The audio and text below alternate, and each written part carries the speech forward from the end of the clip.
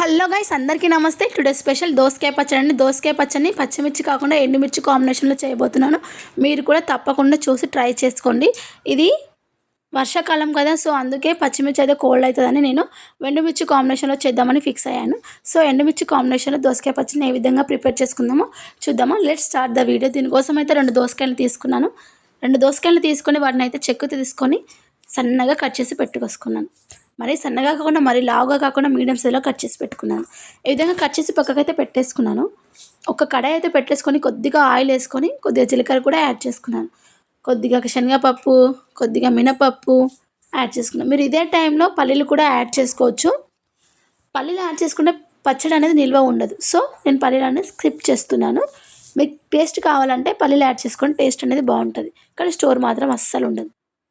అందుకోసం నేనైతే పల్లీలు యాడ్ చేసుకోవట్లేదు. మీరైతే పల్లీలు ప్లేస్లో నువ్వులు యాడ్ చేసుకున్న టేస్ట్ అనేది బాగుంటుందండి. ఇదే టైంలో మనం ఒక 10 ఎండుమిర్చిని యాడ్ చేసేసుకుందాం. ఎండుమిర్చిని వేసుకుందాం. మీరు దోసకాయలు ఎన్ని ఉంటే అన్ని ఎండుమిర్చులు తీసుకోండి, లేకపోతే కారం తక్కువ ఎక్కువ అవుతుంది. సో దోసకాయలు ఎక్కువ ఉంటే ఎండుమిర్చి ఎక్కువ వేసుకోండి, దోసకాయలు తక్కువ ఉంటే ఎండుమిర్చి తక్కువ వేసుకోండి. ఓకేనా. ఇదే టైంలో మనం కొద్దిగా కరివేపాకు యాడ్ చేసుకుందాం. కరివేపాకు యాడ్ చేసుకొని ఒకసారి అయితే కలిపేసుకొని మిశ్రమాన్ని మొత్తం పక్కకైతే తీసి పెట్టేసుకుందాం. అదే కళ్ళే కొద్దిగా ఆయిల్ వేసుకొని దోసకాయ ముక్కల్ని కూడా యాడ్ చేసేసుకుందాం. ఈ విధంగా దోసకాయ ముక్కలు వేసుకొని ఒక్కసారి అయితే కలిపేసుకుందాం. కొద్దిగా పసుపు వేసుకొని కలిపేసుకోవాలి. ఈ విధంగా కలిపేసుకొని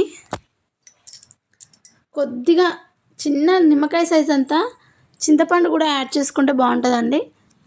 ఇష్టం మీరైతే స్కిప్ చేసుకోండి. యాడ్ చేసుకోండి. యాడ్ చేసుకుంటే మాత్రం టేస్ట్ పుల్లగా చాలా బాగుంటుంది. ఈ విధంగా ఉడికిపోయింది, పక్కకైతే పెట్టేశాను.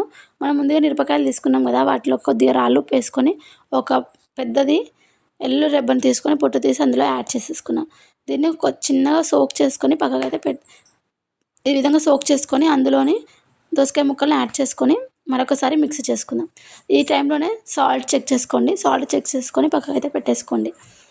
చూడండి, మరి ఇందులోకి అయితే పోపు ప్రిపేర్ చేద్దాం. కొద్దిగా ఆయిల్ వేసుకొని జీలకర్ర వేసుకొని పోపు దినుసులు అన్నీ అలా పడేయరిగా పోపు దినుసులు అన్నీ వేసుకొని ఒక ఎండుమిరపకాయని మధ్యలోకి చుంచి అలా వేసుకోండి. ఈ విధంగా వేసుకొని కొద్దిగా కరివేపాకు కూడా యాడ్ చేసుకోండి. ఈ విధంగా కరివేపాకు యాడ్ చేసుకొని లైట్గా పసుపు యాడ్ చేసుకొని, మనం పసుపు అనేది దోసకాయలోకి తీసుకున్నాం కదా, ఎక్కువ అవసరం లేదు. ఈ విధంగా పసుపు వేసుకొని పోపు అయితే అయింది. ఇక మిక్సీ చేసుకున్న దాంట్లోకి పోపు టర్న్ చేసుకోండి. ఈ విధంగా టర్న్ చేసుకొని కలుపుకుంటే వేడివేడి అన్నంలో కొద్దిగా నూనె పోసుకొని తింటే సూపర్ టేస్ట్ ఉంటుందండి. పెరుగులో అయితే ఇంకా సూపర్గా ఉంటుంది. మీరు కూడా తప్పకుండా ట్రై చేయండి. హెయిర్ కండర్ బాక్స్లో పెట్టి చూడండి. వన్ వీక్ వరకు ఖరాబ్ కాకుండా ఉంటుంది. Thank you for watching.